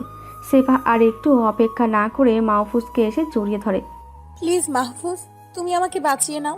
আমি এই কয়দিনে একটা জাহান্নামের মধ্যে বসে আছি, আর এখানে থাকলে আমার মৃত শরীর বের হবে। প্লিজ তুমি আমাকে বাঁচিয়ে নিয়ে চলো। আমি জানতাম তুমি আমাকে বাঁচাতে আসবে। বলে ফুপিয়ে কান্না করতে থাকে। শেফার কথা শুনে আমি অবাক। সে অনেক আগে ওকে দেখেছিলাম, ওর চেহারা পর্যন্ত আমার মনে নাই। আর মেয়েটা কিনা একবারেই আমাকে চিনে ফেললো। শেফা কাঁদতে কাঁদতে আমার কাপড় ভিজিয়ে ফেলেছে। আরে এই শেফা, এত কান্না করছো কেন? এবার কান্না থামাও। শেফা মাহফুজের বুক থেকে মাথা ওঠায়। আচ্ছা, তুমি আমাকে একবারেই কিভাবে চিনে ফেললে? উফ আল্লাহ, এই ছেলেটা এখনো বোকা থেকেই গেছে। আরে তুমি হলে এদেশের প্রধানমন্ত্রী, তোমাকে কে না চিনে থাকতে পারে? হ্যাঁ, আমি দেশের বাইরে থাকলেও সব খোঁজ খবর রাখি। ও তাই বলেন রাজরানী? এখন তো মুখ থেকে ঠিকই বলে ফুটছে, আর একটু আগে তো নাকে কান্না করছিলে। আমি আসলাম আর আমাকেই কিনা এখন অপমান করছে। সেফা আবার কান্না করে দেয়। তুমি একটুও ভালো না। এখন তো আমাকে দুর্বল পেয়ে রাগ করছো। হ্যাঁ, রাগ করো তুমি। আমার আর কি করার আছে? আমি মরে গেলেই ভালো হতো। বলে আবারও কান্না করতে থাকে। এই রে, আবারও শুরু হয়ে গেল। মনে হয় বেশি বলে ফেলেছি। থাক, এই যে নিজের কান টেনে দিলাম, আর কখনোই কিছু বলবো না। ওহ আল্লাহ রে, নিজের কান টেনে নিজেই ব্যথা পাইছি। শেফাকে কোনোভাবে শান্ত করলাম। তো শেফা, এবার চলো তোমাকে পৌঁছে দিয়ে আসি। আঙ্কেল আন্টি খুবই চিন্তা করছে। তোমাকে নিরাপদে পৌঁছে দিতে পারলেই আমার শান্তি। এনা শান্তি? আমি তোমার শান্তি বের করছি, দাঁড়াও। সেই কবে থেকে তোমাকে ভালোবাসি, তোমার কথাই চিন্তা করি। আর আজকে কান্না করে তোমাকে জড়িয়ে ধরলাম, কিন্তু তুমি জড়িয়ে ধরলেই না, রোবটের মতো দাঁড়িয়ে থাকতে। একবার শুধু বাসায় যাই, দেখো তোমার শান্তি কেমন করে দেই। শেফাকে ঠিকঠাক করে নিয়ে ওর ব্যাগ তুলে নিলাম। তারপর রুম থেকে বের হতেই দেখি সব ছেলেপেলেরা নীরা আর আমাদের দিকে বন্দুকগুলো তাক করে রাখছে। নীরা করুণ দৃষ্টিতে আমার দিকে তাকিয়ে আছে। ঘটনা কি ঘটছে আমি তার কিছুই বুঝতে পারলাম না। এই নীরা, এইসব কি হচ্ছে? সবার এভাবে বন্দুক ধরে রাখছে কেন? নীরা মাথাটা নিচু করে। মাহফুজ, আমার কিছুই করার নাই। এই ছেলেগুলো সবাই রাজের দলের। রাজ আমাকে বলেছিল সেফাকে ফাঁসিয়ে তোমাকে না মারতে পারলে আমাকে মেরে ফেলবে, কিন্তু কিভাবে মারবে সেটার কোনো ইঙ্গিত দিয়ে যায় নাই। কিন্তু আজকে আমি ঠিকই বুঝে গিয়েছিলাম যে আমি মারা যেতে চলেছি, কারণ সেফাকে তোমার হাতে তুলে দিচ্ছি। আর তোমাকেও শেষ করতে পারি নাই জানো মাহফুজ। এই বাংলাদেশে আসার সময় তোমাকে মারার জন্য সব রকম প্রতিজ্ঞা করেছিলাম, কিন্তু এখানে এসে তোমাকে মারা তো দূরের কথা, তোমার মায়ে পড়ে চাই। তাই তোমাকে আর শেষ করা আমার পক্ষে পসিবল না। আমরা সবাই এখন মারা যেতে চলেছি। বলেই নীরা কেঁদে দিল। আমি রুমের চারিদিকে তাকিয়ে দেখলাম সব জায়গা থেকেই আমাদেরকে ঘিরে রাখা হয়েছে। এক কদম পা বাড়ালেই মাথার খুলি উড়ে যাবে।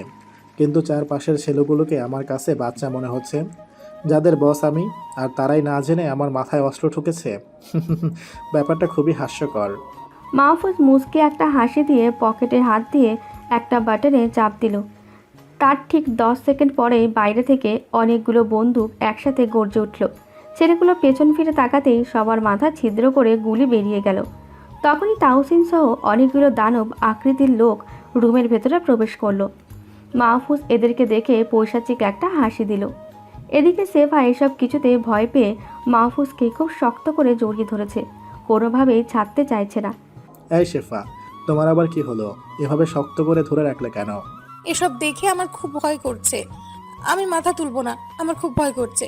এই দানবগুলোকে ঘর থেকে বের করো প্লিজ, আমি এদেরকে সামনে দেখতে চাই না। শেফার কথা শুনে ওদের দিকে ইশারা করতেই সবাই চলে গেল। তারপর শেফাকে বিছানায় বসিয়ে শান্ত করলো। এই যে শেফা, দেখো, এখানে আমরা ছাড়া কেউ নাই। ওই দানবগুলো চলে গেছে। সেফা চোখ খুলে মাহফুজের দিকে তাকিয়ে মুচকে একটি হাসি দিল, আর এক হাসিতে মাহফুজ ক্রাশ খেয়ে গেল। নীরা মাহফুজের দিকে এগিয়ে আসলো। আচ্ছা মাহফুজ, তুমি বলো তো যে এরা হঠাৎ করে কোথা থেকে আসলো, আর এরা কারা? এদেরকে দেখে তো মানুষ বলে মনে হচ্ছে না। আরে এরা মানুষরূপী এক একটা হিংস্র জানোয়ার। এদেরকে আমি মাটির নিচে গোপনভাবে ট্রেনিং করাই, আর আমার প্রশিক্ষক এদেরকে এইভাবে তৈরি করে নেয় যাতে যে কোনো প্রতিকূল পরিবেশে এরা ঝাঁপিয়ে পড়তে পারে। কিন্তু বাইরে থেকে তোমার লোকেরা জানো কিভাবে যে তুমি বিপদে আছো? আরে পকেটে হাত দিয়ে অ্যালার্ট বাটনটা অন করে দিয়েছিলাম, তাই তাহসিন সংকেত পেয়েই বাইরে থেকে চলে আসে। আর ওই হিংস্র হায়নাদের কথা বলছো তো, এখানে আসার আগেই আমি অনুমান করেছিলাম যে বড় কিছু একটা ঘটতে পারে, যেটা হঠাৎ করে সামাল দেওয়া সম্ভব নয়। তাই আমার গোপন বাহিনীকে এখানে আগে থেকেই পাঠিয়ে দিয়েছিলাম। আচ্ছা, অনেক কথা হলো, এবার তোমার দেশে পাঠানোর ব্যবস্থা করছি, চলো আমরা যাই। নীরা হঠাৎ মাহফুজের দুটো হাত ধরে ফেলে। প্লিজ মাহফুজ, তুমি এমনটা করো না। অনেক বড় একটা সত্য কেউ জানে না, আমি বাংলাদেশের বংশোদ্ভূত মেয়ে। কোনো একটা কারণে আমার বাবা মা আমেরিকায় চলে যায়, তারপরে কিভাবে তারা মাফিয়াদের সাথে সংযুক্ত হয়ে যায় কোনো একটা কারণে আমার বাবাকে তারা মেরে ফেলে। আমার আম্মু আমার বাবাকে হারানোর শোকে ব্রেন ক্যান্সারে আক্রান্ত হয়ে আছে। টম আমাকে বলেছিল আমি কাজগুলো ঠিকভাবে করতে পারলে আমার মায়ের অপারেশন করিয়ে দেবে, কিন্তু আমি কাজটা করতে পারলাম না। টম আমাকে কিছুতে ছেড়ে দিবে না, কারণ যে কোনোভাবে সে জেনে যাবে। আমি টমের ব্যাপারে সব কিছু বলে দিয়েছি। আমাকে আর আমার আম্মুকে টম শেষ করে দিবে। এই মেয়ে একদম চুপ করো তো। আমি থাকতে তোমার আর তোমার মায়ের গায়ে কে হাত দেয় সেটাও খুব ভালো করে দেখব। এখন চলো শেফাকে বাসায় দিয়ে আসি, তারপর যা করার করে নিব। মাহফুজ সবাইকে নিয়ে সেফাদের বাসার উদ্দেশ্যে রওনা দেয়। রাতেই তারা সবাই পৌঁছে যায়। সেফার বাবা মা তো সেফাকে পেয়ে খুব খুশি, যেন হাতে আকাশের চাঁদ ফিরে পেয়েছে। নীরা দূর থেকে দাঁড়িয়ে সবার খুশি দেখে কান্না করছিল। বিষয়টা আমার চোখে এড়ালো না। আমি আম্মুকে ইশারা করলাম নীরাকে সান্ত্বনা দেওয়ার জন্য। তখন আম্মু নীরার কাছে চলে গেল। কি হলো নীরামা, তুমি এভাবে দূরে দাঁড়িয়ে কান্না করছো কেন? আন্টি, কিছুদিন আগে আমার বাবা মারা গেছে। আমার আম্মু মৃত্যু পথযাত্রী। আমার আর আদর করার মতন আপন কেউ নাই। আমি মনে হয় এবার ইতিম হয়ে যাব। এই মেয়ে, পাগলের মতো কিসব বলছো? তোমার আম্মুর কিছুই হবে না, আর এখন থেকে আমি তোমার আরেকটা আম্মু। সো কান্না করলে ভীষণ মার খাবে কিন্তু। নীরা কাঁদতে কাঁদতে আম্মুকে জড়িয়ে ধরে। আম্মু ও নীরাকে পরম মমতায় আগলে নেয়। সবার চোখে খুশির পানি। সবাই রাতে খাবার শেষ করে আড্ডা দেয়। রাতে অনেক মজা করে। নীরার জীবনে কিছু করুণ কাহিনী সবাইকে শোনায়। সাথে এটাও বলে যে টমের সব গোপন কথা মাহফুজকে বলবে, যাতে করে টমের সব কুকৃতি ধরতে পারে। রাতে সবাই নিজেদের ঘরে গিয়ে ঘুমিয়ে পড়ে। পরের দিন সকালে পুরো শহর আতঙ্কে কেঁপে ওঠে, কারণ মাফিয়া ছেলেদের রক্তে পুরো একটা এলাকা ভেসে গেছে। সবার মুখে এখন একটাই আতঙ্ক, মাফিয়ার বস ট্রিপল এম ওরফে আগুন ভাই আবার নিজে ডুবেই ফিরে এসেছেন। আর খারাপ কাজ করার জন্য মাফিয়া ছেলেদেরকে আগুন ভাই শেষ করে দিয়েছে। সব মাফিয়া লিডারদের বুকে ভয় ধরিয়ে দিয়েছে ট্রিপল এম। পুরো শহরের লোকজন আতঙ্কে ঘর থেকে বের হতে পারছে না। কখন কাকে মাফিয়ার দল মেরে ফেলে কোনো সন্ত্রাসীদের বুকে সাহস হচ্ছে না কোনো খারাপ কাজ করার, কারণ ট্রিপল এম এর নামের ভয়ে সবাই খারাপ কাজ করার কথা ভুলেই গেছে। মাহফুজ ঘুম থেকে উঠে এসব খবর দেখছিল। হঠাৎ করে নীরা রুমের ভেতরে চলে আসে। তারপর টমের সম্পর্কে এমন একটা খবর দেয় যেটা শুনে মাহফুজ নীরাকে দেওয়ালের সাথে ধাক্কা দিয়ে গলা টিপে ধরে। মাহফুজ প্রচণ্ড রেগে গিয়ে তুই করে বলা শুরু করলো। এই নীরা, কি বললি তুই? কথাটা আবার বলতো। মাহফুজ, প্লিজ আমাকে ছেড়ে দাও, আমার নিঃশ্বাস নিতে কষ্ট হচ্ছে। আচ্ছা, তোকে ছেড়ে দিলাম, এবার সব কিছু ক্লিয়ার করে বল। মাহফুজ তার গলা ছেড়ে দেওয়ার পর জোরে শ্বাস নিতে থাকে। মাহফুজ, তুমি একটু শান্ত হয়ে বোঝো, আমি সব বলছি। আমেরিকাতে তোমার একটা বন্ধু ছিল যে তোমার হয়ে গুপ্তচরে কাজ করেছিল। তাকে টম নিজ হাতে হত্যা করেছে। আর বাংলাদেশে হামলা করার জন্য আন্ডারওয়ার্ল্ডের অনেকগুলো টিমকে একত্র করেছে। টম এতদিন ধরে শুনেছি তোমার বশে ছিল, কিন্তু এখন তোমাকে হত্যা করার প্ল্যান করেছে। খুব তাড়াতাড়ি বাংলাদেশে হানা দিবে। নীরার কথা শুনে টমের উপরে প্রচণ্ড রাগ হতে লাগলো। টম আমার প্রাণপ্রিয় বন্ধুকে মেরে ফেলেছে, ওকে আমি জ্যান্ত কবর দিয়ে দিব। আবার আমার দেশের উপরে হামলা করার মতো জঘন্য প্ল্যান করছে টম। এই দেশের মাটিতে একবার আসুক, বেঁচে ফিরতে পারবে না। আর নীরা, তোমার সাথে তখন অমন করার জন্য আমি দুঃখিত। আসলে আমার খুব রাগ হয়ে গিয়েছিল, তাই নিজেকে কন্ট্রোল করতে পারিনি। ওহ, এই কথা বলছো? আরে না, আমি কিছুই মনে করি নাই, কিন্তু আমার জন্য একটা খারাপ খবর আছে। আমার আম্মুকে 2 দিনের মধ্যে চিকিৎসা করতে না পারলে মারা যাবে। এখন আমি কি করব? বলে কাঁদতে শুরু করে দেয়। এই মেয়ে, কান্না করছো কেন? আমি তো তোমাকে বলছি যে তোমার মায়ের কিছু হতে দিব না। আমি আজকে আমেরিকাতে থাকা মাইকেল নামের একটা ডনকে বলে দিব, যাতে করে কঠোর নিরাপত্তার সাথে তারা তোমার আম্মুকে চিকিৎসা করায়। মাইকেল আমার খুব কাছের একজন বন্ধু, তুমি কোনো চিন্তা কইরো না। আচ্ছা, বাসায় কি কিছু রান্না হয়েছে? হ্যাঁ, সব রান্না হয়ে গেছে। ফ্রেশ হয়ে নিচে চলো, এসো। আমি চাই আম্মুকে একটু সাহায্য করে আসি। ওহ, আর একটা কথা, সেফা তোমাকে ওর ঘরে গিয়ে দেখা করতে বলেছে, কি জরুরি কথা আছে বলে। নীরা রুম থেকে চলে যায়। বিছানা ছেড়ে উঠে ফ্রেশ হয়ে নিলাম, তারপর সোজা শেফার ঘরের দিকে যেতে লাগলাম। কারণ শেফা যে কোয়ালিটির মেয়ে, তাতে আমি দেখা না করলে কোন সময় কি করে ফেলবে বোঝা বড় দায়। শেফার রুমের দরজায় গিয়ে দাঁড়ালাম। দরজায় টোকা দিয়ে, শেফা, আমি কি ভিতরে আসতে পারি? হ্যাঁ, তুমি চলে এসো। আমার রুমে আসার জন্য আবার অনুমতি নিতে বলছি নাকি? ধুর পাগলি, কি বলো এসব? তুমি এখনো ছোট আছো নাকি? হুট করে তোমার রুমে ঢুকে পড়লে সেটা ভালো হবে না, কারণ তোমার নিজের একটা সেফটি আছে। রুমের ভিতরে গিয়ে সেফার সামনে দাঁড়ালাম। হ্যাঁ, এবার বলো, কি বলবে? সেফা বিছানা থেকে নেমে মাহফুজের একদম কাছে চলে যায়। মাহফুজ সেফার আচরণ দেখে অবাক হয়ে যায়। সেফা একদম কাছে চলে আসলে মাহফুজ পিছিয়ে যায়। সেফা এদিকে মাহফুজের দিকে এগোতেই থাকে। মাহফুজ পেছনে যেতে যেতে দেওয়ালের সাথে ধাক্কা লাগে। পেছনে আর যাওয়ার কোনো উপায় নেই। এই শেফা, তুমি কি কি কি- কি করছো? আমি আবার কি করব? আমার হবু স্বামীর দিকে এগোচ্ছি। কি বলছো হবু স্বামী মানে? আমি তোমাকে বিয়ে করলাম কবে? বিয়ে করতে হবে না, আমি তোমাকে খুব ভালোবাসি। সেদিন আমাকে দেখে একভাবে আমার দিকে তাকিয়েছিলে, মনে করেছো সেটা আমি বুঝি নাই? তোমাকে আমি সেই কবে থেকেই ভালোবেসে আসছি। তোমাকে পাওয়ার জন্য তখনও আমার যোগ্যতা হয় নাই। সেদিন আমাকে বাঁচানোর সময় আমি তোমাকে জড়িয়ে ধরলাম, মনে করলাম তুমিও আমায় জড়িয়ে ধরবে। জানো তখন কত আশা নিয়ে তোমাকে জড়িয়ে ধরেছিলাম, কিন্তু তুমি তো জড়িয়েই ধরলে না। তার উপর আমাকে কয়টা জ্ঞানের বাণী শুনিয়ে দিলে। আমি তোমাকে ভালোবাসি আর তোমাকেই বিয়ে করব। এখন বলো, তুমি আমাকে পছন্দ করো না? আমাকে ভালোবাসো না? তখনই মনে মনে বললাম, এই রে কোন জায়গায় ফেসে গেলাম। এখন তো মিথ্যা বলতেও পারবো না। দেখি কথাটা ঘোরানোর চেষ্টা করি। না না না না, মানে শেফা হয়েছে কি, আমি তোমাকে... আচ্ছা শেফা, আমাকে আগে ছেড়ে দাও, খুব ক্ষুধা লাগছে, তারপর যা মনে চায় সেটাই জেনে নিও। তুমি বলে আমাকে ভালোবাসো, তো ভালোবাসার মানুষকে এইভাবে খিদে পেটে নিয়ে আটকে রাখলে একটুও মায়া হচ্ছে না তোমার? শেফা মাহফুজের কথা শুনে ছেড়ে দিল। মাহফুজও হাঁপ ছেড়ে এই যাত্রায় বেঁচে গেল। এই মাহফুজ, তুমি আগে বলবে না যে তোমার ক্ষুধা লাগছে? আমি কি তোমাকে কষ্ট দিতে চাই নাকি? আচ্ছা আগে গিয়ে খেয়ে আসো, কিন্তু আজকে আমাকে ঘুরতে নিয়ে যেতে হবে। আচ্ছা সব পরে দেখা যাবে, তাহলে আমি গেলাম। হ্যাঁ। এক দৌড়ে ঘর থেকে বের হতে যাব, তখনই শেফা পেছন থেকে আবার ডাক দিল। এই যে মাহফুজ, একটা কথা শোনো।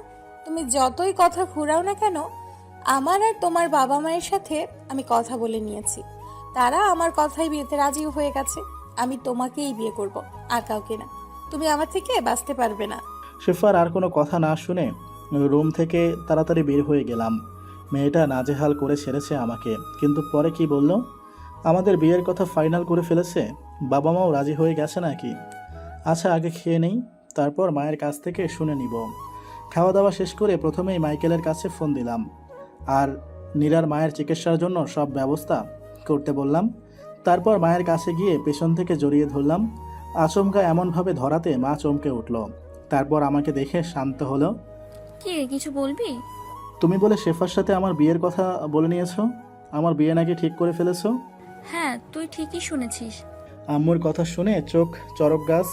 আম্মু তুমি কি বলছো এসব? আমার কি এখনো বিয়ের বয়স হয়েছে নাকি? আমি তো এখনো... উফ আল্লাহ গো, গেলাম গো। পেছন থেকে কেউ আমার কান টেনে ধরেছে। এই কেডারে আমার কানটা টেনে ধরলো? তোর আব্বাজান তোর কান ধরেছে। ওই ধামড়ি পোলা, কি বললি তুই? তোর এখনো বিয়ের বয়স হয় নাই। পুরো একটা দেশকে কন্ট্রোল করছে, তার বলে আবার বিয়ের বয়স হয় নাই। আমার শেফা মা তোকে খুব ভালোবাসে, তুইও তো ওকে খুব ভালোবাসছিস। তো বিয়ে করবি না কেন এখন? এই আব্বু, শেফা তোমার কাছে আমায় নিয়ে কি বলেছে? তুইও ওকে ভালোবাসিস, তাই বলেছে।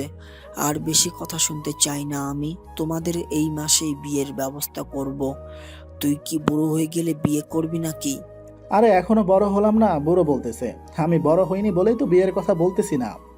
আর একবার যদি বড় হোসনি বলিস, তাহলে তোর কান ছিঁড়ে ফেলবো বলে দিলাম। এই না না, সেটার দরকার নাই, আমি বিয়ে করব। এবার তাহলে রুমে যাই। উফ, বাঁচা গেল। কোনো রকমে আব্বুর হাত থেকে ছুটে আসলাম। এখন ওই শেফার কাছে যাব। মেয়েটাকে এবার শিক্ষা না দিলেই হচ্ছে না। আর আমি ওকে ভালোবাসি সেটা বুঝলো কেমন করে? যাই হোক, এখন গিয়ে আগে ওর অবস্থা খারাপ করব। একটু রাগ নিয়ে শেফার দরজা খুলে রুমে ঢুকলাম। শেফা দেখে আয়নার সামনে দাঁড়িয়ে সাজুগুজু করছে। শেফা দরজা খোলার আওয়াজ পেয়ে পেছন ঘুরে তাকায়, দেখে মাহফুজ একটু রাগী লুক নিয়ে দাঁড়িয়ে আছে। কি হলো গো তোমার? এভাবে রাগী লুক নিয়ে দাঁড়িয়ে আছো কেন? আয় শেফা, তুমি বাবা মাকে কি বলেছো আমি তোমাকে অনেক ভালোবাসি? শেফা মাহফুজের কথা শুনে একদম মাহফুজের কাছে চলে আসে। হ্যাঁ, আমি বলেছি যে তুমি আমাকে অনেক ভালোবাসো। একটা সত্যি কথা বলো তো, আমাকে তুমি ভালোবাসো না? হ্যাঁ তোমাকে ভালোবাসি, কিন্তু এখনই তোমাকে বিয়ে করতে পারবো না। আমার অনেক কাজ আছে, বিশেষ করে মাহফুজ আর কথা বলতে পারে না। শেফা হুট করে মাহফুজের ঠোঁটের সাথে নিজের ঠোঁট মিলিয়ে দেয়। শেফার নরম ঠোঁটের ছোঁয়া পেয়ে মাহফুজ তখনই ভিন্ন একটা জগতে চলে যায়। শেফা খুব করে মাহফুজের ঠোঁট চুষতে থাকে। শেফার এই কাহিনী দেখে মাহফুজ অবাক হয়ে যায়। মাহফুজ নিজেকে ছাড়ানোর চেষ্টা করতে থাকে, কিন্তু শেফার থেকে নিজেকে কোনোভাবেই ছোটাতে পারে না। শেফা কিস করতে থাকে। একসময় মাহফুজের কোমর জড়িয়ে ধরে। মাহফুজ বুঝতে পারে তারা দুজনে খারাপ দিকে চলে যাচ্ছে। তখনই মাহফুজ শেফাকে ধাক্কা দিয়ে সরিয়ে দেয়। সেফা মাহফুজের ধাক্কা খেয়ে বিছানায় গিয়ে পড়ে। মাহফুজ অনেক জোরে হাঁপাতে থাকে। এই শেফা, তুমি এটা কি করলে আমার সাথে? কোনো ভুল কিছু তো করি নাই। আমার নিজের অস্তিত্ব তোমার মধ্যে রেখে দিলাম, যাতে করে কেউ আর নজর না দিতে পারে। ও তাই নাকি? তাহলে আমাকেও তো এই কাজটা করতে হবে, যাতে আমার বউয়ের দিকে কেউ নজর না দিতে পারে। এই না, এখন আর না। যাও গিয়ে নিজের কাজ করো, যা করার সব বিয়ের পরে করবা। সেফা লজ্জা মাখা মুখে মাহফুজকে বের করে দেয়। একটা মুচকি হাসি দিয়ে ঘর থেকে বের হয়ে গেলাম। তখনই মনে পড়ে গেল নীরার মায়ের চিকিৎসার জন্য মাইকেলকে বলেছিলাম। এখন কি অবস্থা সেটা জানার দরকার। আর দেরি না করে মাইকেলকে ফোন লাগালাম। হ্যাঁ ভাই বলেন, কেমন আছেন আপনি? আলহামদুলিল্লাহ ভালো আছি। এখন বল, নীরার মায়ের কি অবস্থা? ওনাকে হসপিটালে ভর্তি করেছিস তো? ভাই হসপিটালে ভর্তি করেছি, কিন্তু একটা বড় প্রবলেম হয়ে গেছে। আপনাকে জানাবো নাকি জানাবো না সেটা নিয়ে কনফিউশনে আছি। মাইকেলের কথা শুনে বুকটার মধ্যে একটা বাড়ি দিল। কিরে মাইকেল, নীরার মায়ের আবার কিছু হয় নাই তো? আরে না ভাই, ওনারা কিছুই হয় নাই। আমাদের সাথে অন্য একটা ব্যাপার ঘটেছে। অনেক বড় অপারেশন করাতে হবে, তাই ডক্টর ওনার নিজের পরিবারের লোককে চাইছেন, কারণ ডক্টররা কোনো প্রকার দায়ভার নিতে চাচ্ছে না। বুঝতে তো পারছেন যে এইটা দেশের বাইরে একটা ব্যাপার, আর প্রচুর টাকাও লাগবে। আমাদের কিছু টাকার কমতি পড়ে গেছে। তো বিষয়গুলো আমাকে আগে জানালেই তো পারিস। টাকা পয়সা নিয়ে কোনো সমস্যা নেই। আর হ্যাঁ, আমি আগামীকাল রাতের ফ্লাইটে ওনার মেয়েকে নিয়ে চলে আসব। আগে থেকেই সমস্ত ব্যবস্থা করে রাখবি। মাহফুজ কথা বলা শেষ করে নীরার রুমের দিকে যায়। নীরার রুমে ঢুকতে গিয়ে দেখে দরজা বন্ধ। মাহফুজ অনেক ডাকার পরও নীরার দরজা খোলে না। তখন মাহফুজ দরজা জোরে ধাক্কা দিয়ে ভেতরে যেতেই দেখে পুরো ফ্লোর রক্তে লাল হয়ে আছে। মাহফুজ কথা বলা শেষ করে নীরার রুমের দিকে যায়। নীরার রুমে ঢুকতে গিয়ে দেখে দরজা বন্ধ। মাহফুজ অনেক ডাকার পরও নীরার দরজা খোলে না। তখন মাহফুজ দরজা জোরে ধাক্কা দিয়ে ভেতরে যেতে দেখে পুরো ফ্লোর রক্তে লাল হয়ে আছে। মাহফুজ খুব ভয় পেয়ে যায়। নীরা আবার আত্মহত্যা করলো নাকি? কিন্তু না, নীরা বিছানার উপরে শুয়ে আছে আর হাত থেকে রক্ত ফিনকি দিয়ে বের হচ্ছে। মাহফুজ দৌড়ে গিয়ে নিজের রুমালটা বের করে নীরার হাত বেঁধে দেয়। নীরা নিজের জ্ঞান হারিয়ে ফেলেছে। অবস্থা বেগতিক দেখে তাড়াতাড়ি করে হাসপাতালে নিয়ে যাওয়া হয়। বেশ কিছুক্ষণ পরে নীরার জ্ঞান ফিরে আসে। মাহফুজ তখনই নীরার পাশে গিয়ে বসে। আরে নীরা, তোমার মাথা কি খারাপ হয়ে গেছে নাকি? তুমি নিজের সাথে এটা কি করতে যাচ্ছিলে? নীরা মাহফুজের কথা শুনে কেঁদে দেয়। তো মাহফুজ, এটা ছাড়া আমার আর কি উপায় ছিল? আমার আম্মু যদি বেঁচে না থাকে, তাহলে আমি আর কাকে নিয়ে বেঁচে থাকবো? মাহফুজ নীরার কথা শুনে অবাক হয়ে যায়। এই নীরা, তোমার আম্মুর আবার কি হবে? তোমার আম্মুকে তো হসপিটালে অ্যাডমিট করেছি চিকিৎসা করানোর জন্য। কি দিয়ে কি বলছো তুমি? তাহলে আমার ফোনে আমার আম্মুর মেরে ফেলার ছবি কে পাঠালো? আমার ফোনটা দাও, আমি তোমাকে দেখাচ্ছি। মাহফুজ নীরার হাতে ফোনটা দিলে নীরা গ্যালারি থেকে ওর মায়ের ছবি বের করে দেখায়। মাহফুজ ছবিগুলো দেখেই চমকে ওঠে। আল্লাহ, কি মারাত্মকভাবে ছবিগুলোকে এডিট করেছে, যেখানে মাইকেলের ছেলেদেরকে ভেদ করে কেউ হসপিটালে গিয়ে নীরার আম্মুকে কোনো ক্ষতি করতে পারবে না, সেখানে কিভাবে নীরাকে ভয় দেখালো। এই কি হলো মাহফুজ? ছবিটা দেখে তুমিও চমকে গেলে না? ওরা আমার আম্মুকে শেষ করে দিয়েছে। এই পাগলি, তোমার আম্মুকে আমি হসপিটালে রাখছি আর তাকে কড়া গার্ড দিয়ে রাখা হয়েছে। আচ্ছা, তোমাকে আমি তোমার আম্মুকে ভিডিও কলে দেখাচ্ছি। মাইকেলকে ফোন করে ভিডিও কলে নীরার আম্মুকে দেখালাম। নীরা এবার শান্ত হলো। এই মাইকেল, আমি কালকে রাতের ফ্লাইটে চলে আসছি, সাথে নীরাকেও নিয়ে আসছি। তুই সমস্ত ব্যবস্থা করে রাখ। ওকে ভাই, কোনো চিন্তা করবেন না, আমি সমস্ত ব্যবস্থা করে রাখবো। শুধু আপনি এদেশের মাটিতে পা রাখা পর্যন্ত দেরি। পরের দিন রাতে মাহফুজ আর নীরা আমেরিকার উদ্দেশ্যে রওনা দেয়। সাথে করে সেফাকেও নিয়ে যেতে হয় মাহফুজের, কারণ সেফা খুব মন খারাপ করে বসেছিল। মাহফুজ প্রথমে সেফাকে নিতে চায়নি, কিন্তু সেফার অবস্থা দেখে না নিয়ে পারল না। সেফা প্লেনের মধ্যে মাহফুজের পাশের সিটে বসেছে। মাহফুজের কাঁধে মাথা রেখে শুয়ে আছে, কিন্তু নীরার চোখে ভয় কাজ করছে। সে চায় তার আম্মুকে সুস্থ দেখতে। কয়েক ঘন্টার মধ্যে সবাই পৌঁছে গেল। আমেরিকার মন্ত্রী এসে মাহফুজকে রিসিভ করলো। মাহফুজ মন্ত্রীকে বিদায় জানিয়ে নীরার মায়ের কাছে চলে গেল। হসপিটাল থেকে মাইকেল মাহফুজকে রিসিভ করে, তারপর নীরার মায়ের কাছে নিয়ে যায়। নীরা হসপিটালে এসে তার মাকে দেখতে পেয়ে খুশির সীমা রইল না। কি নীরা, তুমি এবার খুশি তো? তোমাকে যে কি বলে ধন্যবাদ দিব সেটা আমার জানা নাই, তবে হাতটুকু বলতে পারছি যে তোমার এই এত বড় ঋণ আমি কখনোই শোধ করতে পারবো না। আর শোধ করতেও হবে না। তোমাদের জন্য এটুকু করে আমি আজ খুব খুশি। পাশে তাকিয়ে দেখি শেফা কান্না করছে। এই শেফা, তোমার আবার কি হলো? আমার কিছুই হয়নি, নীরার আব্বুকে দেখতে পেয়ে খুশিতে কান্না করে দিছি। আমি ঠিক আছি। আর সরি এখানে আসার জন্য তোমাকে কষ্ট দিলাম, আমাকে মাফ করে দিও। আরে না, তুমি কি বলছো? আমি তোমার উপর কোনো রাগ করি নাই। নীরার মায়ের চিকিৎসা না হওয়া পর্যন্ত তুমি নীরার সাথেই থাকবে, তারপর আমরা একসাথে দেশে ফিরে যাব। মাইকেল, তুই আমার সাথে বাইরে আয়, কথা আছে। মাইকেল মাহফুজের সাথে বাইরে চলে যায়। জি ভাই বলেন, কি কথা আছে? তোর গুপ্তচরকে ডেকে নিয়ে আস, ওর থেকে আমার কিছু জানার আছে। মাইকেল তখনই ওর গুপ্তচরকে নিয়ে আসে। এই যে ভাই, এবার যা জিজ্ঞাসা করার করে নিন। ম্যাক, আমি জানি তোমার কাছে সব খবর থাকে, এখন আমাকে টমের ব্যাপারে বলো। আমি শুনেছি যে টম বাংলাদেশে আক্রমণ করবে, তুমি কি কিছু জানো? হ্যাঁ, আমি টমের ব্যাপারে সব কিছু জানি। আমি খোঁজ পেয়েছি যে টম বাংলাদেশে আক্রমণ করবে। আপনার দেশের উপরে টমের খুব লোভ। টম বাংলাদেশের রনি ছেলেটার সাথে একজোট হয়েছে, 1 সপ্তাহের মধ্যে আক্রমণ করবে। ঠিক আছে, আমিও এবার টম আর রাজের লাশ ফেলবো বাংলার মাটিতে। ম্যাককে ইশারায় চলে যেতে বললাম। মাথাটা পুরো আগুন হয়ে গেছে, টমের শেষ দিন অতি নিকটেই চলে আসছে। নীরার মায়ের চিকিৎসার কমপ্লিট হয়ে গেলে 3 দিনের মাথায় সবাই দেশে চলে আসে। এদিকে সজীব মাহফুজের কাছে খবর নিয়ে আসে। মাহফুজ ভাই, টম তো বিশাল কাহিনী চলে আসছে, আজকে রাতে হামলা করবে সবার উপরে। এখন আমরা কি করব? কোনো সমস্যা নাই, আমাদের হিংস্র দানবদের এবার মাটির নিচ থেকে বের করে নিয়ে আস। টমের আর রাজের বাহিনীর সামনে ওদেরকে ছেড়ে দিব, সাথে সব মাফিয়ার ছেলেদের খবর দেই। পুরো শহরে আজ রক্তের বন্যা বইবে। রাতের দিকে টম তার বিশাল বাহিনী নিয়ে শহরে প্রবেশ করে। আজ ট্রিপল এমের বাহিনী ধ্বংস করে দেবে সে, কারণ ট্রিপল এমের জন্য সে তার কোনো অনৈতিক কাজ করতে পারে না। ওপরে ওপরে খুব ভক্তি দেখায়, কিন্তু মনের মধ্যেই প্রতিশোধের আগুন জ্বলছে। টম বাংলাদেশে এসেই রাজের সাথে মিলিত হয়। রাজেরও একই উদ্দেশ্য, আর সেটা হলো ট্রিপল এম ওরফে আগুনকে ধ্বংস করা। এই যে টম, তুমি যে আমার সাথে আসো, এটা দেখে খুব খুশি হলাম। আরে আমরা তো একই নেকড়ের শিকার। এই ট্রিপলার ওরফে আগুন আমাদের জীবনটাকে নরকে পরিণত করেছে। তোমরা একই অবস্থা, তাই তো মিলিত হয়ে গেলাম। আজকে ওই জানোয়ারটাকে জমের দুয়ারে পৌঁছে দেব বলে দুজনে হেসে ওঠে। একটু পরে একটা ছেলে এসে রাজের কানে কিছু বলে চলে যায়। কথাটা শুনে রাজের চোখ দুটো জলজল করে ওঠে। এই টম, আমরা তো মেঘনা চাইতে জল পেয়ে গেলাম।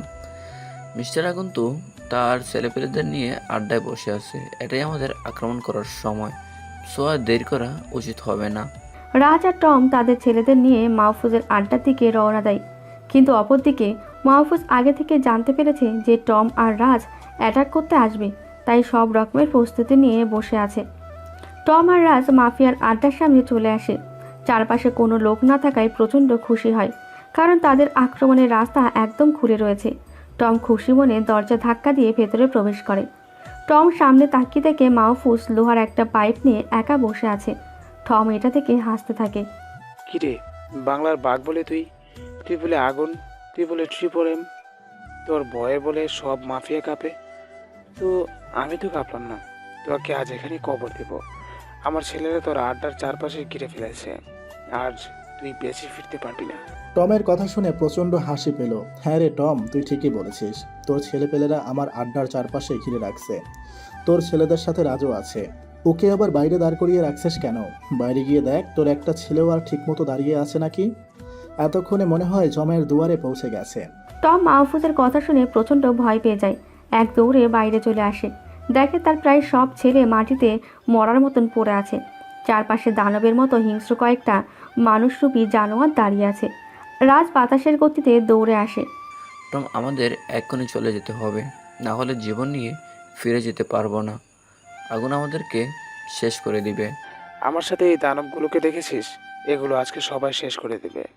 টম আড্ডার ভেতরে চলে আসে। ট্রিপল এমের ওরফে আগুন, আজকে তোর দিন শেষ। এই, তোর আগুনকে শেষ করে দে। টমের কথা বলা শেষ না হতেই দানবগুলো মাহফুজের দিকে ঝাঁপিয়ে পড়ে, কিন্তু তখনই মাহফুজের পেছন থেকে সেই মানুষরূপী পশুগুলো ঝাঁপিয়ে পড়ে। টমের ছেলেদের সাথে মাহফুজের ছেলেদের তুমুল হাঙ্গামা শুরু হয়। এদিকে টম মাহফুজের দিকে এগিয়ে আসে, কিন্তু মাহফুজের মারের চোটে টম দাঁড়াতে পারছে না। মাহফুজ টমকে মারতে মারতে আধমরা করে ফেলেছে। টম মাটিতে পড়ে যায়, কিন্তু হঠাৎ করে টম লাফ দিয়ে উঠে পড়ে আর মাহফুজের বুকের মধ্যে সজোরে একটা লাথি মারে। মাহফুজ কয়েক হাত দূরে গিয়ে পড়ে। টম মার্শাল আর্ট জানে, তাই এইভাবে পাল্টা অ্যাটাক করলো। বুকে প্রচণ্ড আঘাত লাগায় মাহফুজের উঠে দাঁড়াতে কষ্ট হচ্ছে, কিন্তু টম উঠে লাফ ঝাঁপ শুরু করে দিয়েছে। এই কুত্তা, উঠে দাঁড়া, আজকে তোকে এখানে শেষ করে দেব। আমি 10 পর্যন্ত গুনবো, তার মধ্যে উঠতে না পারলে গুলি করে দেব। টম মাহফুজের দিকে গুলি তাক করে এগোতে থাকে। এদিকে মাহফুজের উঠে দাঁড়ানোর মতো শক্তি নেই, কিন্তু খুব কষ্ট করে উঠে দাঁড়ায়। তারপরেও টম মাহফুজের পায়ে একটা গুলি করে দেয়। মাহফুজ ব্যথায় মাটিতে বসে পড়ে, কিন্তু টম আক্রমণ করে। মাহফুজ আর কোনো উপায় না পেয়ে পাল্টা আক্রমণ করে। বারবার টম মাহফুজের ক্ষত জায়গায় আঘাত দিতে থাকে। এতে মাহফুজ আরও দুর্বল হয়ে মাটিতে বসে পড়ে। টম অট্টহাসিতে ফেটে পড়ে, কিন্তু মাহফুজ দমে যায় না। আস্তে আস্তে মাটি থেকে উঠে দাঁড়ায়। হঠাৎ টমের পেছনে চোখ পড়তে দেখে তাওসিন আর সজীব সব ছেলেদের নিয়ে পেছনে দাঁড়িয়ে আছে। মাহফুজ এটা দেখে নিজের মধ্যে শক্তি সঞ্চয় করে নেয়। একটা মুচকি হাসি দিয়ে টমের ওপর অ্যাটাক করে। এবার টম মাহফুজের মার সহ্য করতে না পেরে জায়গায় মারা যায়। মাহফুজ স্বস্তির নিঃশ্বাস ফেলে, তারপর নিজের গ্যাং নিয়ে ফিরে যায়। দেশের মধ্যে একটা শান্তি বিরাজ করে। মাহফুজের আসল পরিচয় সবাইকে জানাতেই দেশের জনগণ আরও গর্বিত হয় মাহফুজের জন্য। এদিকে সেফার সাথে মাহফুজের বিয়ের আয়োজন চলছে। আজকেই তাদের বিয়ে।